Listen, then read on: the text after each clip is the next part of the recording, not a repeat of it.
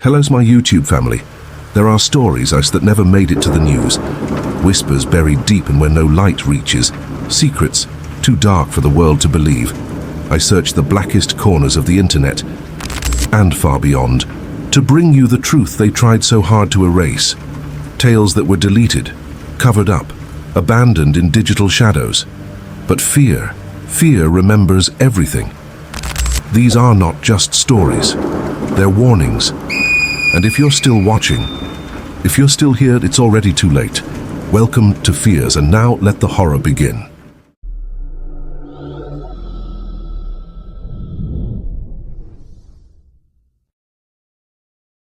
It was late, around 11:30 p.m., and I was driving home after a long shift at work in Brenham, TX.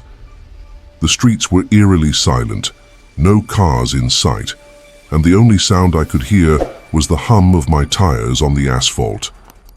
The air felt thick, almost suffocating, like something was about to happen, but I couldn't put my finger on it. It wasn't like the usual calm of a quiet night. This felt off, unsettling. As I made a left turn onto my street, I noticed something that immediately put me on edge. A woman stood motionless in the middle of the road, right in front of my driveway. At first, I thought maybe she was lost or needed help, but as I got closer, I realized just how wrong I was. Her figure was tall, draped in a long white dress that seemed to flutter slightly in the wind, though the air was still. Her face was mostly hidden by her hair, which was long and unkempt, flowing freely. As I slowed down, trying to gauge the situation, I noticed something strange. She didn't move. No small adjustments to her posture, no sign of life, just the stillness of someone waiting. My gut tightened. Something about her posture made my skin crawl. I was used to helping strangers, but this didn't feel like one of those situations. I should have driven away immediately, but my curiosity kept me rooted to the spot. I stared at her, and my heart began to race. I tried to get a better look, but as I did, her face became clearer.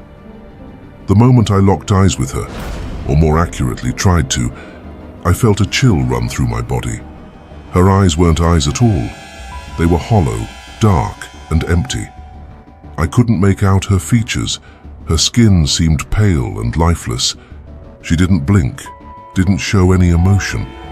It was as though she was some kind of ghost, a shell of a person, nothing more than a hollow body taking up space. Panic surged through me. I knew I should have driven off, but I was frozen, my hands gripping the steering wheel tightly, sweat starting to bead on my forehead. I took a deep breath, trying to convince myself that I was just tired, imagining things. But I couldn't shake the feeling that something was wrong, so wrong that it made the air around me feel like it was closing in. I slammed my foot on the brake, and the car screeched to a halt just a few feet away from her. My heart was pounding in my chest now, and my breath was shallow. I looked around, but there was nobody else on the road.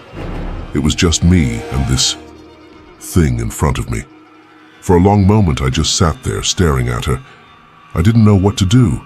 I wanted to honk the horn, yell at her, anything to break the silence, but I was terrified. My hands were shaking, my mind racing for an explanation. What kind of person stands in the middle of the road in the dead of night, with no reason, no movement? I could feel my throat tighten. I wasn't even sure if she was real. Then, as if on cue, my rear-view mirror flashed with the reflection of her, still standing there. She hadn't moved. The woman hadn't even budged. I quickly turned the car around and drove off as fast as I could, my heart still racing in my chest. I didn't look back, too scared to even check the mirror, but I could feel it, the heavy sensation that she was still out there, watching me, following me. When I got home, I locked the door, my hands still trembling. I told myself it was just a weird encounter, nothing more. Maybe I had imagined it. Maybe I was overtired. But that thought didn't last long. The memory kept replaying in my mind over and over again. I couldn't shake the image of her hollow eyes, the way she stood there like she had no life left in her. The next day, I shared the story with some friends. They laughed it off, saying I was just tired or maybe seeing things. I wanted to believe them, but deep down, I knew what I had seen. I've kept the story mostly to myself ever since. Whenever I think about it, I remember that feeling of dread and fear, and I know that nobody will ever truly believe me. I don't think anyone ever will. It was an ordinary Tuesday morning in Brenham, TX. I had just gotten off my shift at the local diner where I worked, and I was on my way to the grocery store to pick up some things for dinner. The weather was humid, the kind of thick air that sticks to your skin and makes you feel like you are walking through a cloud. As I pulled into the parking lot of the store, I saw her. Or at least I thought I did. She was standing outside the store near the entrance. At first I thought nothing of it, but as I got closer, my heart skipped a beat. It was my coworker, Megan. But it couldn't be. Megan had passed away a few months ago in a tragic car accident. I could still remember the day I heard the news. Devastated, I had gone home that night in disbelief, the shock overwhelming me. And yet, here she was, standing outside the store like it was just another day. I slammed the brakes, my hands shaking as I stared at her. She was wearing the same blue jacket she always wore when she worked at the diner, her hair styled the same way it always was. I could see her face clearly, those familiar features, the soft smile. I blinked rapidly, thinking I was seeing things. My mind raced. It can't be her. She's dead. I'm just seeing things. But there she was, standing perfectly still, watching the cars go by. I parked my car, unsure of what to do. Part of me wanted to get out and approach her, but I couldn't bring myself to. I sat there frozen, watching her. She wasn't moving, just standing there like a mannequin.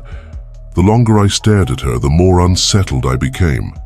I could feel my chest tightening, my breath becoming shallow. As I watched, I noticed something strange. Although it looked like Megan, there was something off about her. Her eyes weren't quite right, too dull, too lifeless. It was as if there was no soul behind them. A chill ran down my spine. That's when I realized it wasn't her. It couldn't be.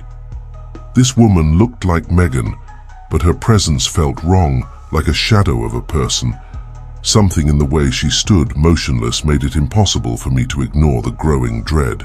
I turned my head quickly, trying to shake the strange feeling creeping into my mind. I convinced myself it was my imagination, that maybe it was someone else who just resembled her. But as I turned back to look again, she was gone, completely vanished, like she had never been there at all. I got out of my car and walked into the store, my legs feeling like they were made of lead. I couldn't stop thinking about what had just happened. Was it a ghost? Had I somehow crossed paths with the spirit of my deceased coworker? Or was it just some kind of twisted trick of the mind? I'll never know. But I can't forget what I saw. I can't forget the way she stood there looking like Megan but not really her. And I can't shake the feeling that somehow she was trying to tell me something I'll never understand. It was a cold, foggy morning in Corpus Christi, TX. One of those mornings where the mist hugs the earth like a shroud. I had just finished an early shift at the office, where I worked as an admin assistant. The streets were unusually quiet as I drove home, and the eerie silence added to the chill in the air. I was exhausted, having worked all week without a break, but something about this morning felt different. There was a heaviness in the air, like something was about to happen, but I couldn't place it. I was almost home when I noticed her. Standing in front of my neighbor's house just a few doors down was a woman. At first glance, she looked like someone I knew, a co-worker of mine, Rachel. But the moment I focused on her, a chill ran down my spine. Rachel had passed away several months ago after a tragic car accident. I vividly remembered hearing about her death. It had shaken me, left me wondering how fragile life truly is. And yet, here she was standing in front of a house on my street, almost as if nothing had happened. I slammed the brakes, my heart pounding in my chest. My hands began to shake as I gripped the steering wheel. This couldn't be real. Rachel had died. I saw the funeral, her family, friends, all of us mourning her loss. But there she was, alive and standing in front of me. She wore the same green jacket she always wore to work, and her hair was tied up in a messy bun, just like the last time I saw her. I stared at her, confused, my breath catching in my throat. My mind raced. Maybe it was someone who looked like her, maybe I was just seeing things, but something about her stillness felt off. The fog around her seemed to thicken, as if it was clinging to her. She didn't move, just stood there like she was waiting for something or someone. I couldn't bring myself to drive past her, but at the same time I couldn't get out of the car either. The air felt thick with tension. There was no sound, not even the usual morning birds chirping. Just an oppressive silence that seemed to wrap around me like a suffocating blanket. I squinted at her, trying to get a clearer look. That's when I noticed it. Her eyes weren't right. They looked too empty, too hollow. It was as if there was no soul behind them, just darkness. She didn't blink, didn't show any emotion. She was a lifeless shell standing there, an impossible imitation of the person I once knew. My heart skipped a beat. I tried to convince myself that it was a trick of the fog, or perhaps the exhaustion was messing with my mind. But deep down, I knew this wasn't normal.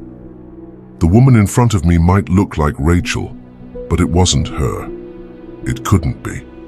Before I could move, the woman suddenly turned and started walking toward the house, her footsteps slow and deliberate.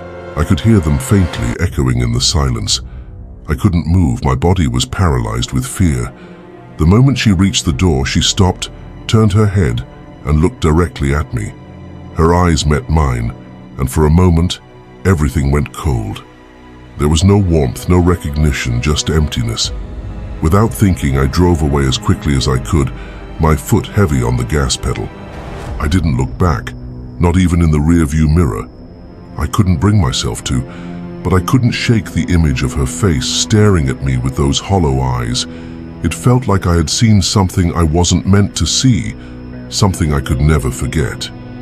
When I got home, I tried to convince myself that it was just a figment of my imagination, the result of stress and lack of sleep. But deep down, I knew better. I couldn't forget the look in her eyes, the way she stood there, like a ghost who had somehow crossed over into this world. The next day, I told my coworker, Leah, about what I had seen. I had hoped for some kind of reassurance, but she didn't believe me. She said I was just tired and stressed, that I was seeing things. But I couldn't shake the feeling that I had seen something real, something terrifying. I still think about it sometimes. Was it a ghost of Rachel? Or was it something else? Something darker, pretending to be her? I'll never know. But I do know one thing. I'll never forget the image of that woman standing there in the fog, her empty eyes staring at me, waiting for something or someone to come. What you just heard, Han, was more than a story. It was a glimpse into what waits in the dark. Some truths should never be found, but now that you've heard them, they're coming closer. Subscribe while you still can. This was Fears. Until next time, keep your lights on.